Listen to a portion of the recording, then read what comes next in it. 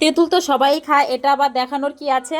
এই কমেন্টটা কালকে যখন রাস্তায় বেরিয়েছিলাম তখন এক মহিলা আমাকে বলেছিল দূর থেকে যে তেঁতুল তো সবাই খায়, তো দেখানোর কি হলো? আরে বাবা, দেখানোর কি হলো সেটা তুমি কি বুঝবে যে দেখানোর কি হলো?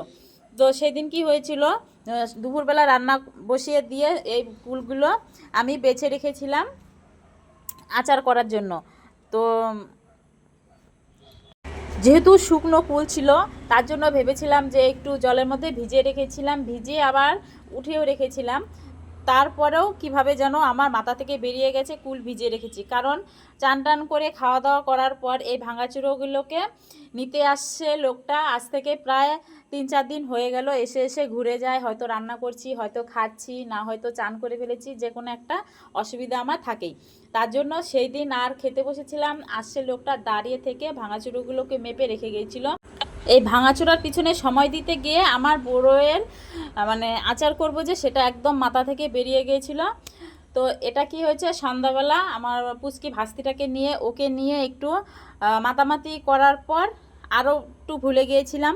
তো সেই রাত্রেবেলা যখন রুটি করতে যাব, রান্না করতে যাব, তখন দেখি কুলগুলো আছে। তো এই কুলগুলো আচার করেছিলাম রাত 11টার সময়। তা রুটি করে খাওয়া দাওয়া করে তারপর কুলের আচারগুলো করেছিলাম। অল্প কুল ছিল, বেশি কুল ছিল না।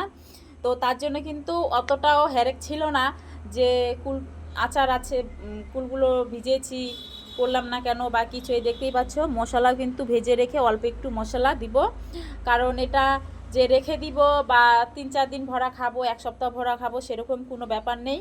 তো এর মধ্যে পাঁচফোড়ন আর কাঁচা লঙ্কা ফোড়ন দিয়ে জাস্ট একটু গুড় দিয়ে সিদ্ধ করে মাখো মাখো করে নিব। তো এই পোস্টটা ছিল কুলের।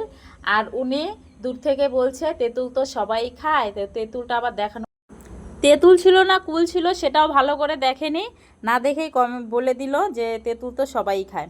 আচ্ছা যাই হোক, তো কুলের আচারটা দেখো কত সুন্দর হয়েছে। হয়েছে অল্প, কিন্তু সবাই মিলে খুব আনন্দ করে খেয়েছিলাম রাত্রেবেলা। আর এই দেখো আমার জায়ের অবস্থা, প্রচণ্ড গরম ছিল, বলছিলাম যে দে গরমটাই দেই তোর হাতে, রিয়াকশানটা কীরকম দেয় দেখি সবাই মিলে।